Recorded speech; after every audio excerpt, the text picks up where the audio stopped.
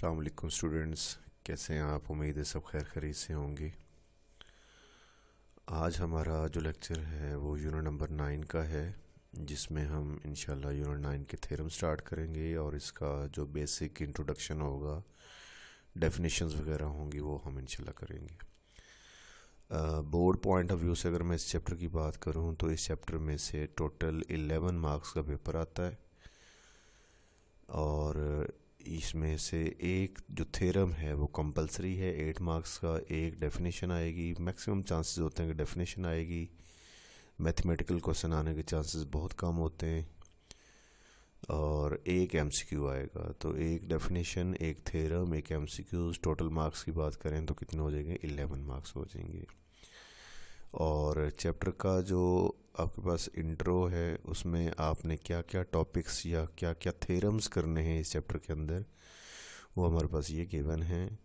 First theorem में आपने prove करना है कि एक सर्कल में से एक सर्कल जो है वो 3 नॉन कोलिनियर पॉइंट्स में से पास करता है।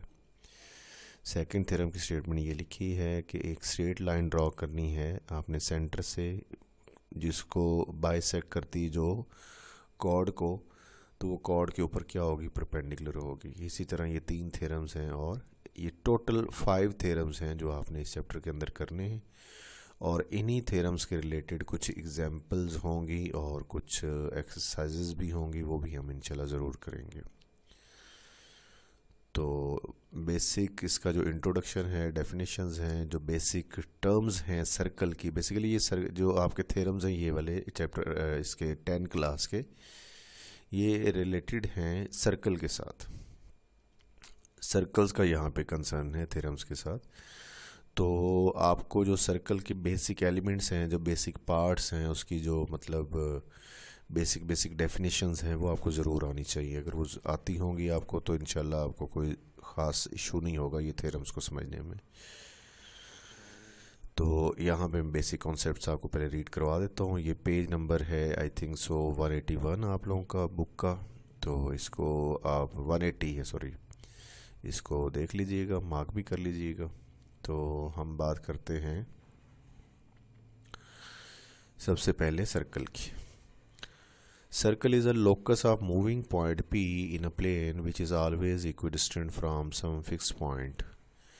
यानी कि यहाँ पर एक पॉइंट P है, वो इस O पॉइंट से इस तरह रिवॉल्व करता है इसके सराउंडिंग में, इस तरह मतलब लोकेट करता है कि उसकी जो लोकेशन है वो इस O पॉइंट से हमेशा फिक्स रहती। मतलब P अगर यहाँ पे आपको जहाँ पे नज़र आ रहा है, यहाँ से इसका डिस्टेंस बनेगा OP।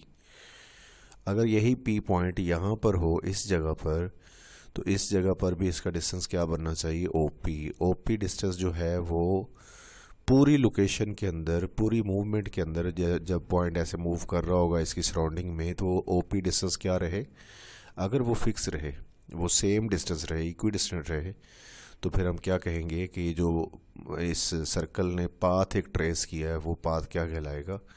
वो सर्कल कहलाएगा। इस पॉइंट ने जो पाथ ट्रेस किया है वो क्या कहलाएगा? सर्कल कहलाएगा। और ये जो सेंटर में फिक्स पॉइंट हमने रख लिया है, ये फिक्स पॉइंट क्या कहलाएगा? ये सेंटर ऑफ द सर्कल कहलाएगा। The fix point O not lying on the circle, ये सर्कल के ऊपर नहीं होगा, सर्कल के अंदर होगा, तो इसको हम क्या बोलेंगे? सेंटर। और ये जो O से P डिस्टेंस है, ये जो कांस्टेंट डिस्टेंस है, इसको क्या बोलना है आप लोगों ने? रेडियस बोलना है। And the constant distance OP is its radius. और जो इसने बाउंड्री ट्रेस करनी है, मतलब जो P पॉइंट ने ऐसे मूव हो के पूरा एक चक्कर लगा के दोबारा इसी पॉइंट P की जगह पे आ जाना है, इस P पॉइंट को आपने क्या, इस लोकेशन, जो लोकेशन उसने ट्रेस की है, बाउंड्री ट्रेस की है, पूरा एक चक्कर लगाकर, पूरी एक रोटेशन लगाकर घूम कर वापस वहीं पे आया है, तो पूरा जो उसने डिस्टेंस कवर किया होगा उसको क्या बोलना है आपने? सर्कमफेरेंस बोलना है। ठीक है। उसके बाद जो नेक्स्ट डेफिनेशन है, ये डेफिनेशन फ़िलहाल मैं आपको बुक की फॉर्म में रीड करवा रहा हूँ। इंशाल्लाह इसके आपको नोट्स भी प्रोवाइड कर दिए जाएंगे जल्द से जल्द जी। नेक्स्ट है रेडियल सेगमेंट। रेडियल सेगमेंट जो होता है वो एक लाइन सेगमेंट होता है जो बनता है या डिटरमिन किया जाता है सेंटर को ज्वाइन करके सर्कल की बाउंड्री के ऊपर किसी भी पॉइंट के साथ, मसलन यहाँ पे हमारे पास O है एक सर्कल का सेंटर, और T हमने ले लिया है सर्कल की बाउंड्री के ऊपर एक पॉइंट। तो O से T जो एक लाइन सेगमेंट होगा, ये लाइन सेगमेंट क्या कहलाएगा? रेडियल सेगमेंट कहलाएगा। Radial segment of a circle is a line segment determined by the centre and a point on the circle. तो सेंटर हमारे पास एक ही होता है, जबकि जो पॉइंट हम सर्कल के ऊपर ले सकते हैं वो काफ़ी ज़्यादा ले सकते हैं। तो इसका मतलब क्या हुआ कि जो रेडियस होगा वो क्या रहेगा? वो फिक्स रहेगा, वो सेम रहेगा। O से T, O से P, O से Q, ये देखिए उन्होंने 3 यहाँ पे रेडियल सेगमेंट बना के दिखाए हैं, और ये तीनों की मेजरमेंट क्या होनी चाहिए? इक्वल होनी चाहिए। पीछे हमने अभी बताया कि सरकमफेरेंस जो होता है वो आउटर बाउंड्री की जो लेंथ होती है उसको सरकमफेरेंस बोलता है, और उसका सरकमफेरेंस को फाइंड आउट करने का जो फार्मूला होता है वो 2πr होता है। इसमें r आपको पता है कि रेडियस है, और पाई भी आपको मालूम है वो एक इरेशनल नंबर होता है जो रेशो होता है सरकमफेरेंस और डायमीटर की। नेक्स्ट डेफिनेशन है हमारे पास आर्क। अगर आप इस डायग्राम में, ये जो आपको सामने नज़र आ रही है, सरकमफेरेंस की बाउंड्री का ये वाला पोर्शन देखें, सिर्फ A C B, A से C की तरफ मूव करें और फिर किधर की तरफ मूव करें? B की तरफ।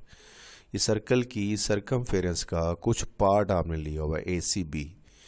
तो any part, any portion of circumference of circle is known as arc. यानी कि ये जो उन्होंने लिखा हुआ है आर्क ACB के बारे में कि ये क्या चीज़ है? ये एक पोर्शन है, एक छोटा सा पार्ट है उसकी बाउंड्री का, सर्कल के सरकमफेरेंस का। तो इसे आपने क्या बोलना है? आर्क बोलना है। और एक और यहाँ पे अगर हम बात करें, एक यहाँ पे लाइन सेगमेंट जो उसने शो करवाया है ए के बी के साथ। अब ए के बी, वैसे बेसिकली लाइन सेगमेंट के लिए हम 2 लेटर्स यूज़ करते हैं, ABCD इस तरह से, लेकिन यहाँ पे 3 क्यों यूज़ किए गए हैं? क्योंकि अगर हम जस्ट AB बोलते हैं तो मे बी ABR की बात भी की जा सकती थी। तो डिफ्रेंशिएट करने के लिए आप 3 पॉइंट्स का इस्तेमाल करना कि AKB का मतलब होगा कि हम इस कॉर्ड की बात कर रहे हैं। तो ये जो कॉर्ड है, कॉर्ड बेसिकली क्या होता है? ये एक लाइन सेगमेंट होता है जो सर्कल की बाउंड्री के ऊपर कोई से 2 पॉइंट्स को आपस में मिलाने से बनता है। मसलन यहाँ पे A पॉइंट है, यहाँ पे B पॉइंट है, इनको आपस में ज्वाइन कर देना है ऐसे लाइन सेगमेंट के साथ, तो वो क्या बन जाएगा? एक कॉर्ड बन जाएगी। इसी तरह ये जो ऊपर देखा जाए नज़र आ रहा है आपको कि ये भी 2 पॉइंट ही हैं P और Q, इनको भी आपस में मिलाएं तो एक लाइन सेगमेंट बन गया, यानी कि ये भी एक कॉर्ड ही होगी। लेकिन जो ये वाली कॉर्ड है ये सर्कल के सेंटर से पास हो रही, और जो कॉर्ड सर्कल के सेंटर से पास करे that chord is known as diameter of the circle. यानी कि जो डायमीटर है वो भी बेसिकली एक कॉर्ड होती है, बट वो कैसी कॉर्ड होती है? वो सेंट्रल कॉर्ड होती है, वो सबसे लार्जेस्ट कॉर्ड होती है। वो कहाँ से पास करती है? सर्कल के सेंटर से। तो ये थी कॉर्ड की डेफिनेशन, डायमीटर की, कि डायमीटर POQ ये भी कॉर्ड ही है जो कि सेंटर ऑफ सर्कल से पास कर रही है, और सर्कल को ये जो डायमीटर होता है वो बाइसेक्ट करता है। बाइसेक्ट मींस कि उसको 2 इक्वल पार्ट्स में डिवाइड कर देता है। उसके बाद नेक्स्ट डेफिनेशन है हमारे पास सेगमेंट की। ये जो आपको रेड कलर में शेड किया हुआ पार्ट नज़र आ रहा है, ये वाला अंदर वाला इंटरनल रीजन, ये देखा जाए तो ACB एक आर्क है। हमने अभी बात की कि ACB एक आर्क है, और AKB ये क्या है? एक कॉर्ड। तो ये वाला जो रीजन आपको रेड रीजन नज़र आ रहा है, ये जो एरिया उसने शेड कर दिया है, कलर कर दिया है, ये कलर किया हुआ रीजन एक कॉर्ड और एक आर्क के दरमियान में आपको नज़र आ रहा है। तो इस कलर किए हुए रीजन को आपने क्या बोलना है? सेगमेंट बोलना है। The region bounded by 1 arc and 1 chord is called as segment. A segment is a portion of a circle bounded by an arc and a corresponding chord। यानी कि अगर एक कॉर्ड और एक आर्क मिलकर उनके बिटवीन जितना रीजन कवर करेंगे, जैसे ये रेड वाला पार्ट आपको नज़र आ रहा है, ये क्या कहलाएगा? सेगमेंट कहलाएगा। और एक कॉर्ड के ज़रिए एक सर्कल को 2 सेगमेंट्स में चेंज किया जा सकता है। जैसे ये देखिए AKB के साथ अगर देखा जाए तो ये पिंक वाली साइड, पिंक वाले शेड से जो उसने शो करवाया, ये एक सेगमेंट है। और अगर इसके ऊपर देखा जाए, ये जो लाइंस के ज़रिए शो करवाया, ग्रे लाइंस के ज़रिए, स्लैंटिंग लाइंस के ज़रिए, ये वाला देखा जाए तो ये भी एक सेगमेंट है, क्योंकि ये भी देखिए एक आर्क है पूरी, और ये एक कॉर्ड है, तो ये भी पूरा एक सेगमेंट ही है। तो ये जो ऊपर वाला सेगमेंट होगा ये आपके सेमी सर्कल के हाफ, मतलब सेमी सर्कल हाफ सर्कल होता है उससे ये काफ़ी ज़्यादा है। तो इस तरह के सेगमेंट को बोलना है आपने मेजर सेगमेंट, और जो ये नीचे वाला है इसको क्या बोलना है, माइनर सेगमेंट। उसके बाद नेक्स्ट अगर हम बात करें तो हमारे पास डेफिनेशन आती है सेक्टर की। सेक्टर जो होता है वो बेसिकली क्या होता है कि दो रेडियस और एक आर्क। ये देखिए ओ से ए ये रेडियस है, ओ से बी ये भी क्या है, रेडियस है। और अगर हम ऐसे बात करें ए आई बी की, ये जो आर्क है ए आई बी, इसकी बात करें तो ये एक आर्क है। दो रेडियस और एक आर्क ने मिलकर क्या किया हुआ है, कुछ रीजन कवर किया हुआ है, कुछ एरिया कवर किया हुआ है, बाउंड किया हुआ है। तो इन दोनों रेडियस और एक आर्क के इन बिटवीन ये जो उसने लाइंस के ज़रिए शेड करके बताया हुआ है, ये वाला एरिया क्या कहलाएगा, ये एरिया कहलाएगा आपके पास sector of the circle. Sector of the circle is the figure या area bounded by two radii and one arc intercepted between them. यानी कि एक ऐसी डायग्राम या एक ऐसा पार्ट ऑफ द सर्कल जो उसने क्या किया हो, दो रेडियस और एक आर्क के दरमियान में बाउंड किया हो, उसे क्या बोलते हैं, सेक्टर बोलते हैं। सेक्टर के भी आगे दो, इससे ये वाला देखा जाए दो मतलब टाइप्स कह लें आप, कि ये वाला जो है ये क्या है, ये आपके पास सेमी सर्कल से काफ़ी छोटा आ रहा है तो इसको माइनर सेगमेंट सेक्टर बोलना है। और जो नीचे वाला है ये जो ब्राउन से कलर का, ये क्या होगा, ये आपके पास होगा मेजर सेगमेंट। इसमें उसने नेम के ज़रिए भी किया हुआ है कि अगर हम इसकी बात करते हैं तो ओ ए आई बी ये ऊपर वाले का नाम है, ये माइनर है। और नीचे वाले की बात करें तो ये ओ ए जे बी है, ओ ए जे बी, जे वाली साइड से आप इसको रीड करेंगे। उसके बाद अगर हम बात करें इस वाले एंगल की जो ए ओ और बी के दरमियान में बन रहा है, यहाँ पे इस एंगल को बोलते हैं सेंट्रल एंगल, और इसका वर्टेक्स कौन है, ओ। और हम इस एंगल को, सेंट्रल एंगल को, मज़ीद हम चैप्टर नंबर 12 के अंदर भी डिटेल से इसकी बात करेंगे। नेक्स्ट हम बात करेंगे अपने फर्स्ट थ्योरम की, जो चैप्टर का सबसे पहला थ्योरम है। ये जो थ्योरम है इसमें आपको जो बेसिक इन्फॉर्मेशन आपको पता होनी चाहिए इस थ्योरम के बारे में, या इस थ्योरम को स्टार्ट करने से पहले, एक तो आपको पता होना चाहिए कि नॉन कोलिनियर पॉइंट्स क्या होते हैं। Non-collinear points are those points which are not lying on a same straight line. उन्हें क्या बोलते हैं, non-collinear points। और जो एक ही लाइन पे लाई करते हों, ये आप 9th क्लास में पढ़ चुके हैं, उन्हें क्या बोलते हैं, collinear points।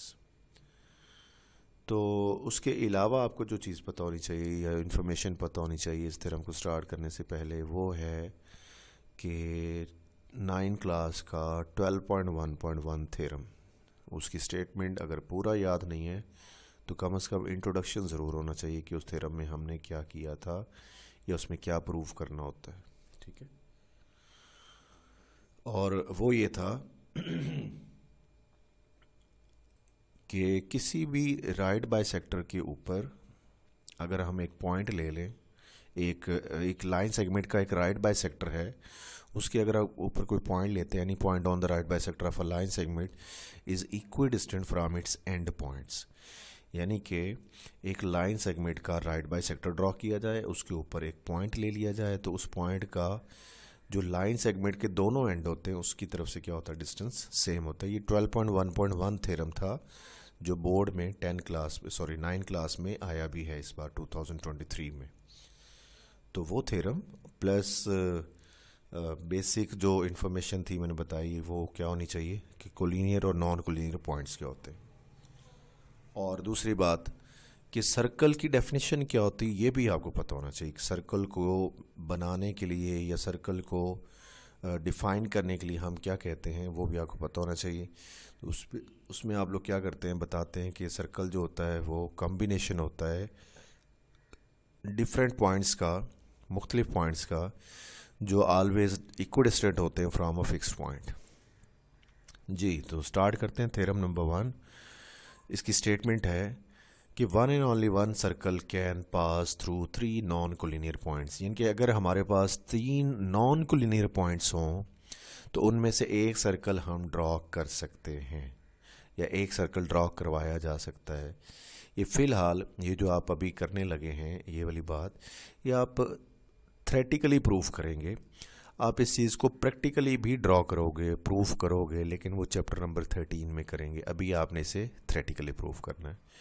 डायग्राम से मैं आपको एक्सप्लेन कर देता हूँ ज़रा सा कि ये ए को, बी को और सी को अगर देखा जाए तो ये तीनों नॉन कोलिनियर पॉइंट से एक लाइन में लाइन नहीं कर रहे, ए बी और सी।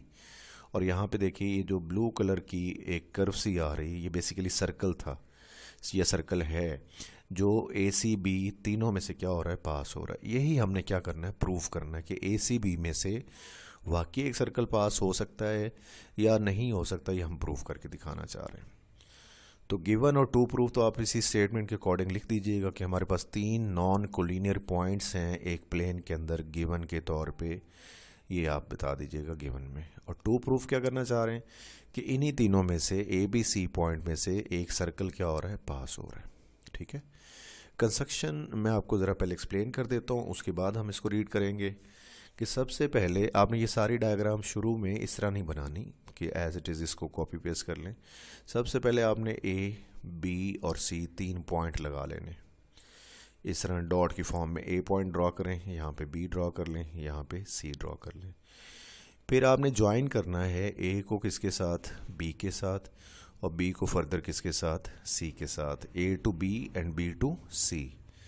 ए को जब बी से ज्वाइन करेंगे तो एक लाइन सेगमेंट ए बी बन जाएगा, और जब बी को सी से ड्रॉ करेंगे तो एक लाइन सेगमेंट बी सी बन जाएगा।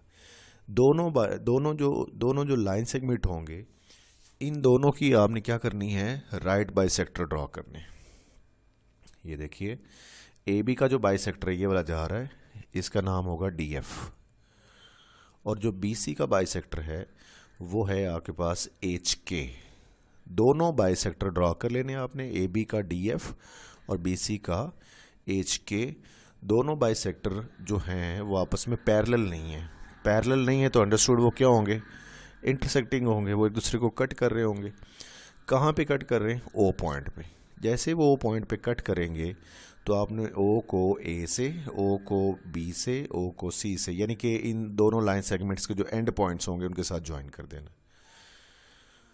तो ये वही कंस्ट्रक्शन में वही बात लिखी जो अभी मैंने आपको एक्सप्लेन की कि पहले आपने A B C 3 point draw करने हैं। ए को बी से ज्वाइन करना है, बी को सी से ज्वाइन करना है, ए बी का बाइसेक्टर डी एफ ड्रॉ करना है, बी सी का बाइसेक्टर एच के ड्रॉ करना है, और ड्रॉ करने के बाद ये आपस में इंटरसेक्ट करेंगे ओ पॉइंट पे।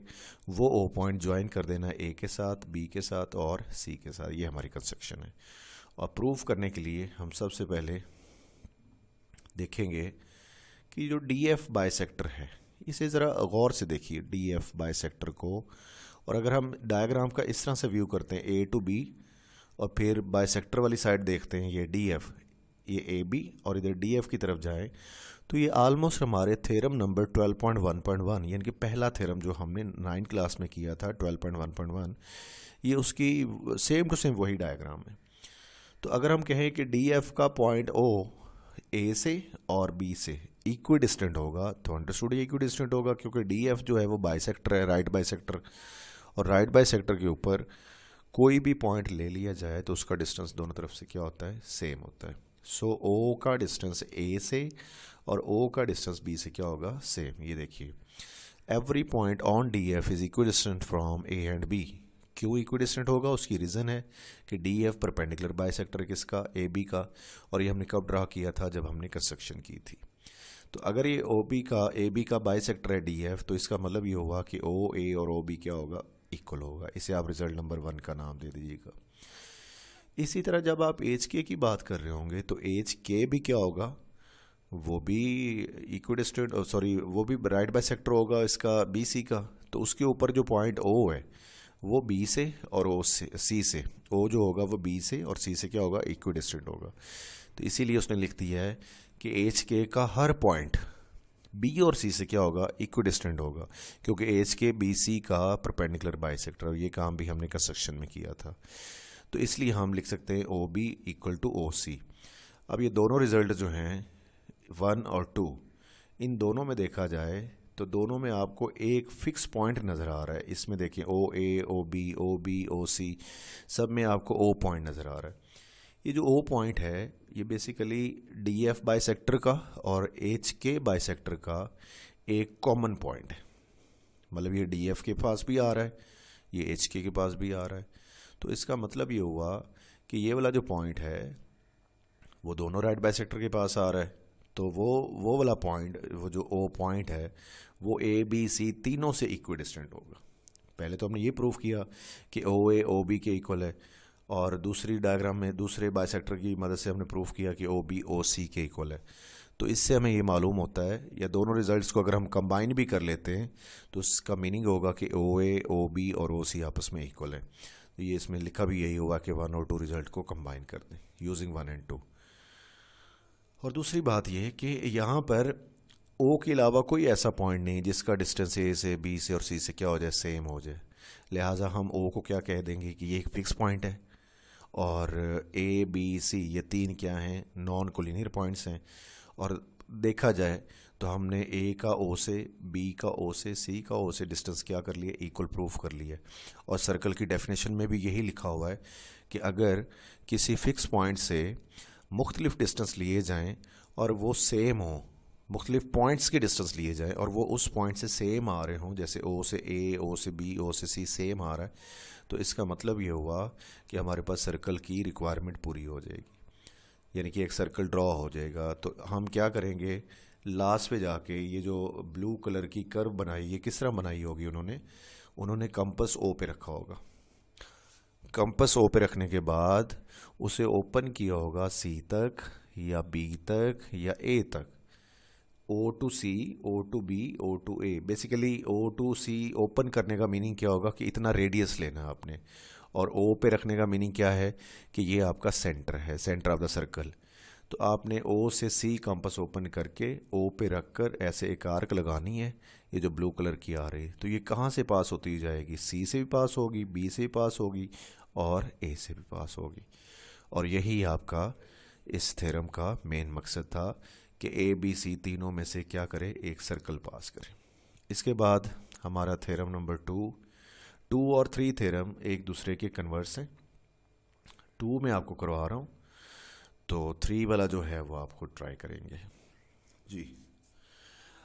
2 थ्योरम में हमारे पास लिखा हुआ है कि अगर एक स्ट्रेट लाइन ड्रॉ की जाए किसी भी कॉर्ड के ऊपर, और ये स्ट्रेट लाइन कहाँ से ड्रॉ की जाए, सर्कल के सेंटर से, और वो जो कॉर्ड हमने लेनी है वो कॉर्ड भी ऐसी होनी चाहिए कि वो जस्ट कॉर्ड हो, वो डायमीटर ना हो। यहाँ पे ब्रैकेट में मेंशन किया हुआ है कि आपने जो कॉर्ड लेनी है वो डायमीटर नहीं होनी चाहिए।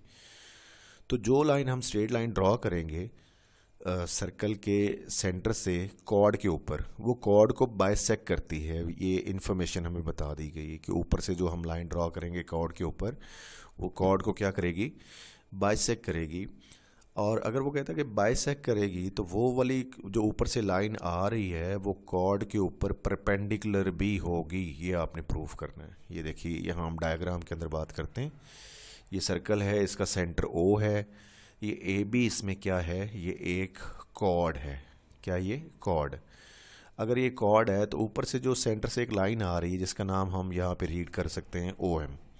ये ओ एम हमारी ए बी कॉर्ड को बाइसेक्ट करती है। बाइसेक्ट मीन्स कि इसको 2 इक्वल पार्ट्स में डिवाइड करती है। तो हमने ये प्रूफ करना है कि जो ओ एम आ रही है ये ए बी के ऊपर परपेंडिकुलर है, 90 का एंगल बना रही है। यानी कि यहाँ पे जहाँ पे आपको एंगल 1 और एंगल 2 के नेम से एंगल्स नज़र आ रहे हैं, ये दोनों 90 के होने चाहिए, ये हम प्रूफ करना चाह रहे हैं। ठीक है, तो स्टेटमेंट हमारी है जो गिवन है, सॉरी, वो ये है कि हमें एक सर्कल की कॉर्ड ए बी मालूम है और उसका एम जो है वो हम क्या ले रहे हैं, मिड पॉइंट, और सर्कल का सेंटर क्या ले रहे हैं, ओ।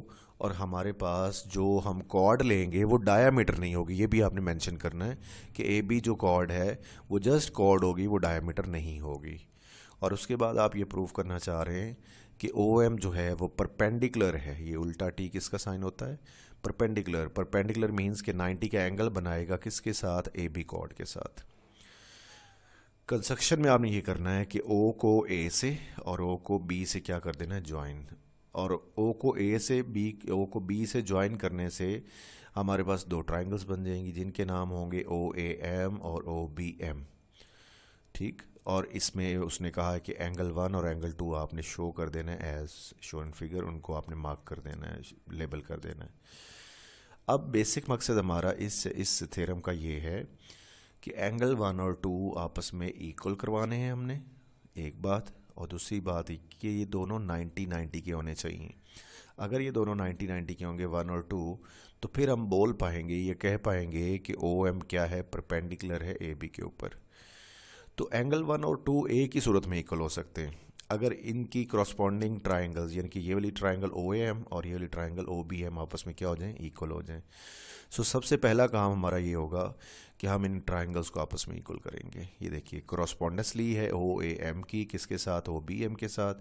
और हमने सबसे पहली स्टेटमेंट दी कि ओ ए इक्वल है measure of O A equal है मेजर ऑफ ओ बी के। ये देखिए ओ से ए डिस्टेंस, ये बेसिकली क्या है, ये रेडियस है। और ओ से बी भी क्या है, ये भी रेडियस है। तो अगर हम रेडियस ऑफ अ सर्कल की डेफिनेशन पढ़ें कि वो क्या होता है, सेंटर से लेके सर्कल के किसी भी पॉइंट तक जो डिस्टेंस होता है उसे क्या बोलते हैं, रेडियस बोलते हैं। और एक सर्कल के जितने मर्जी आप रेडियस ड्रॉ कर ले, वो हमेशा लेंथ में क्या होते हैं, बराबर होते हैं, इक्वल होते हैं। सो ओ ए और ओ बी आपस में क्या होंगे, इक्वल। और इसकी रीज़न क्या होगी, रेडियस ऑफ सेम सर्कल, यानी कि एक ही सर्कल के हैं तो अंडरस्टूड इन्हें इक्वल होना चाहिए। उसके बाद हमने गिवन में हमें लिखा हुआ मिला है कि एम मिड पॉइंट है। तो एम अगर मिड पॉइंट है तो एम से ए और एम से बी डिस्टेंस क्या होगा, इक्वल। ये देखिए ए एम और बी एम इक्वल है, और ये बात कॉमन गिवन है। उसके बाद ये सेंटर वाली लाइन की बात कर लें, ये जो ग्रीन या ब्लू कलर से आपको नज़र आ रही है, इस ओ एम को अगर देखा जाए तो ये दोनों ट्राइंगल्स के पास आ रही। ओ एम ओ ए एम के अंदर भी मौजूद है और O M O B M के अंदर भी मौजूद है। तो हम बोल सकते हैं कि मेजर ऑफ ओ एम आपस में इक्वल है। क्यों इक्वल है, क्योंकि ये कॉमन है। अब तीन हमने रिज़ल्ट इक्वल कर लिए। तीन रिज़ल्ट इक्वल कर लिए जाएँ तो उसका मीनिंग होता है कि वो ट्राइंगल आपस में क्या हैं, इक्वल हैं। तीन एलिमेंट्स इक्वल हो जाएं तो दोनों ट्राइंगल्स भी आपस में क्या हो जाती है, equal. So O A M triangle O B triangle के क्या होगी, इक्वल होगी। और इसकी रीज़न क्या हम लिखेंगे, S S S congruent to S S S, जो कि आपने 9th क्लास में पढ़ा हुआ है कि अगर एक ट्राइंगल की 3 साइड और दूसरी की 3 साइड आपस में कॉन्ग्रेंट हो, ट्राइंगल आपस में क्या होती हैं, कॉन्ग्रेंट। अब अगर यहाँ पर ट्राइंगल इक्वल हो चुकी हैं तो हम बोल सकते हैं कि एंगल 1 और 2 भी आपस में क्या होंगे, इक्वल, क्योंकि ये क्रॉसपॉन्डिंग एंगल्स हैं। अच्छा बच्चों, यहाँ पे एक तवज्जो से बात सुनिएगा कि ये जो एंगल 1 इक्वल टू एंगल 2 करके रिजल्ट नंबर 1 लिखा हुआ है, इसकी रीज़न में लिखा हुआ है corresponding angles of congruent triangles. कुछ बुक्स में, तमाम बुक्स में नहीं, कुछ बुक्स में यहाँ पे क्रॉसपॉन्डिंग एंगल्स की बजाय साइड्स लिखा होगा, तो वो आपने करेक्शन ज़रूर कर लेनी है कि एंगल्स की बजाय क्या लिखा होगा, साइड्स, जबकि यहाँ पे हम इक्वल तो एंगल्स को कर रहे हैं। सो आप लोगों ने क्या करना है, इनको मतलब साइड अगर लिखा हुआ है आपकी बुक में तो आपने इसे एंगल कर लेना। पहली बात ये प्रूव कर लिया आपने कि एंगल 1 और 2 इक्वल है। तमाम बच्चे अगर ये डायग्राम तवज्जो से देखेंगे तो आप 1 एंगल को देखें तो 1 एंगल यहाँ से शुरू होके यहाँ तक आ रहा है, यहाँ से शुरू होके इस लाइन तक आ रहा है, और 2 यहाँ से शुरू होके यहाँ तक आ रहा है। तो अगर हम इन दोनों एंगल्स को आपस में मिला दें, ज्वाइन कर दें, तो एक 180 का एंगल कंस्ट्रक्ट हो जाएगा। ये जो पूरा एंगल है ए से स्टार्ट होके एम की तरफ होता हुआ बी पे क्लोज होता है, तो हम उसे क्या बोलेंगे कि वो दोनों मिलकर कितना बना रहे हैं, 180। और जब दो एंगल्स मिले हैं, सम करें, 180 बने आंसर, तो उन्हें क्या बोलते हैं, supplementary angle, adjacent supplementary angles. अब अगर हम 1 और 2 रिजल्ट को देखते हैं, 1 रिजल्ट में लिखा हुआ है कि 1 और 2 एंगल इक्वल है। 2 रिजल्ट में लिखा हुआ है कि दोनों एंगल आपस में मिलकर 180 का सम बनाते हैं, टोटल 180 बना रहे हैं। तो इसका मीनिंग ये हुआ कि दोनों एंगल इक्वल भी हों और 180 का सम भी बनाएं, तो अंडरस्टूड है दोनों कितने कितने के होंगे, 90-90 के होंगे। सो हमें ये रिज़ल्ट मिला 1 और 2 की मदद से कि 1 और 2 आपस में इक्वल है और दोनों की मेजरमेंट कितनी है, 90 डिग्री है। अब 1 और 2 90 डिग्री के प्रूव हो चुके, तो अगर वो 90 डिग्री के प्रूव हो चुके हैं तो इसका मीनिंग क्या हुआ कि जो ओ एम लाइन है ये बेसिकली ए बी पे क्या थी, परपेंडिकुलर। इस वजह से तो 1 एंगल और 2 एंगल 90-90 के आ रहे हैं, और यही बात हमने क्या करनी है, प्रूव।